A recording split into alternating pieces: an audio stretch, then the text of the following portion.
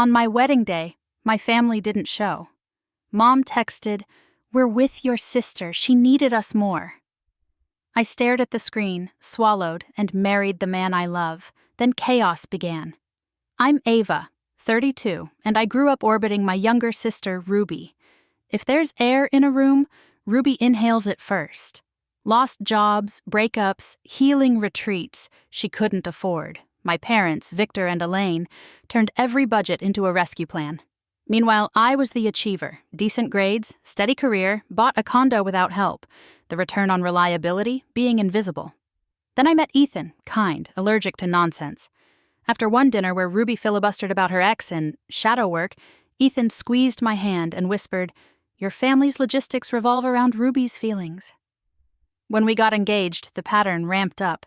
Venue talk became, "Ruby always dreamed of vineyards." Color palettes? "Ruby's eye for design is amazing." Budget? "We're stretched helping Ruby, but maybe we can spare a little." I smiled, paid deposits, and watched my mother refocus my wedding into Ruby's rehearsal. 6 weeks before the date, Ruby discovered her ex was engaged. Mom called.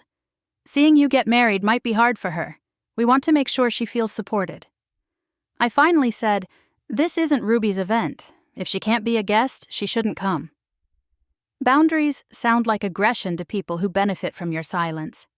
Within days, I learned about a family emergency fund tied to my name, an old joint account my parents had kept just in case.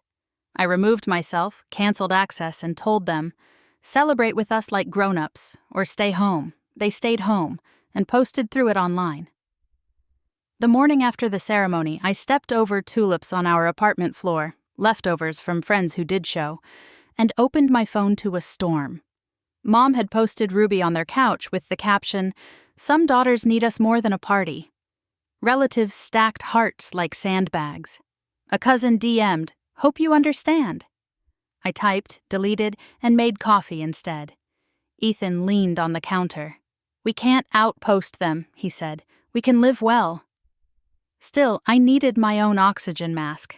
I booked a session with Dr. Patel, a therapist recommended by a colleague.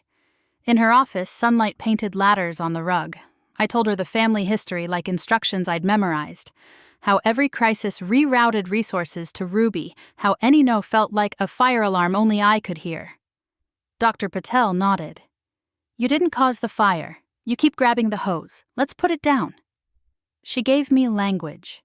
Enmeshment, parentification, extinction burst.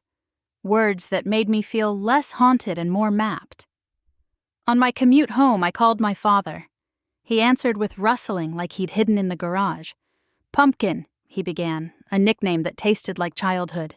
I said, "Dad, I love you. I won't attend conversations where my wedding is framed as harm to Ruby. I'm willing to meet, but only to talk about our relationship, not hers." He exhaled. "Your mother. She means well." I believe that. Meaning well and doing well are different.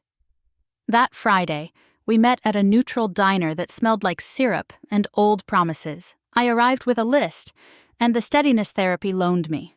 My parents came without Ruby.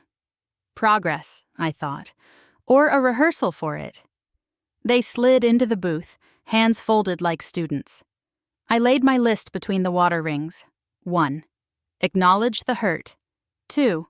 Commit to fairness. 3. Stop broadcasting family matters. My voice shook. Mom went first. "We thought you wouldn't miss us with everything." She gestured vaguely. Ruby was fragile.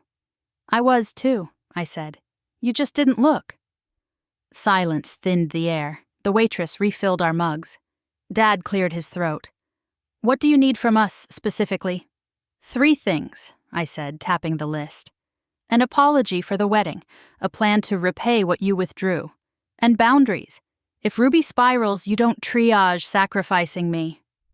Mom blinked hard. "I'm sorry," she whispered. "I made your love a ledger and kept crediting the wrong column." It wasn't perfect, but it was adult. Dad nodded. "We'll set up payments, and no more posts. We'll tell family we were wrong." Mom reached for my hand, briefly. We signed napkins like treaties. When I stood, I felt taller inside my bones. That evening, Ruby texted, "So you've turned them against me?" I typed, "No, I stopped turning against myself. I love you. I'm not your net." Scene. No reply. Weeks later, Ethan and I hosted a small dinner. My parents brought a bouquet and dessert. No speeches, no cameras, just plates passed, stories traded, the ordinary lightness of equal gravity. I kept the list on our fridge a month longer. Not as a threat, but a map. The way home if we all chose to walk it.